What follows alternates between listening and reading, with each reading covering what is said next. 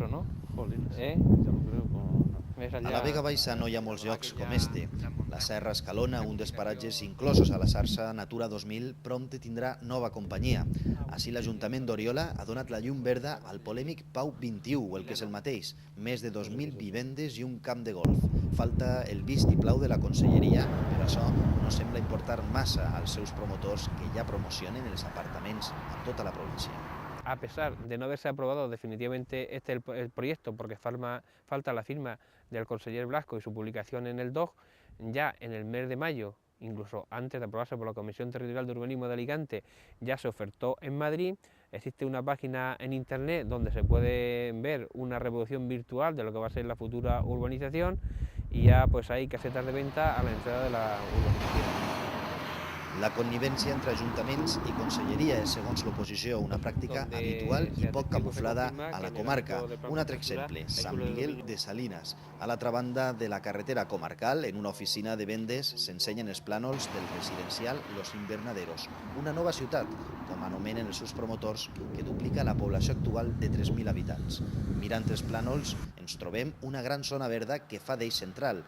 Esta zona de jardins és la Canyada de l'Escrivana, una requalificació consentida per l'Ajuntament de Sant Miguel, a pesar que el Ministeri ha notificat en dues ocasions que aquest espai és públic.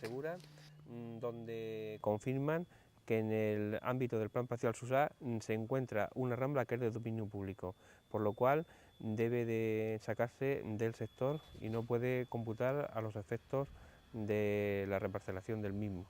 Però a la caseta de venda, diuen, desconeixen el tema i s'emparen en l'Ajuntament. Yo estoy aquí para vender de acuerdo a que el Ayuntamiento permite que se venda y de acuerdo a todo esto presentado.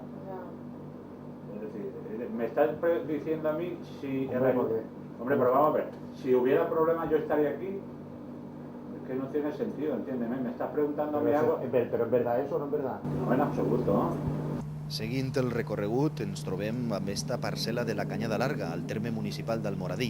Al 2002, l'alcalde de Torrevella, Pedro Hernández Mateo, va comprar 18 hectáreas de estos terrenys per 180.000 euros. A los pocos años vemos como el alcalde vende esa finca, la vende a otro promotor que está construyendo, es uno de los 5 grandes promotores que construyen en Torrevieja, y se la vende por 5,6 millones de euros, por más de 950 millones de pesetas. El alcalde ha sacado unas plusvalías de 900 millones de pesetas.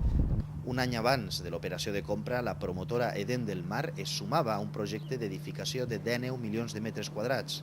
El pla inclou l'antiga finca d'Hernández Mateo, al costat de les terres d'un dels pocs llauradors que no han cedit a les ofertes de la mercantil. ¿Quieres comprar?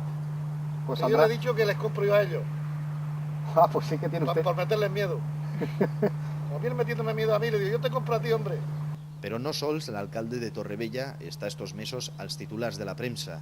A l'alcalde d'Oriola, Jesús Medina, se l'acusa també de treure profit il·legítim del seu càrrec, un profit sense complexes. Els caps de setmana, Medina resideix en este luxós xalet a Platja Flamenca, propietat de Joaquín Grau, el promotor que l'any passat es beneficiava de la polèmica requalificació de més de 2 milions de metres quadrats en plena horta.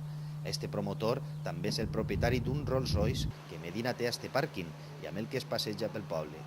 Ara el seu patrimoni i les operacions econòmiques del consistori estan sent estudiades per la Fiscalia d'Anticorrupció d'Alacant per ordre de la Fiscalia de l'Estat. El portaveu socialista Francisco Ortuño està aportant constantment nous documents per demostrar la seva hipòtesi. El 99% de la contratación de obras y servicios de este ayuntamiento es absolutamente ilegal.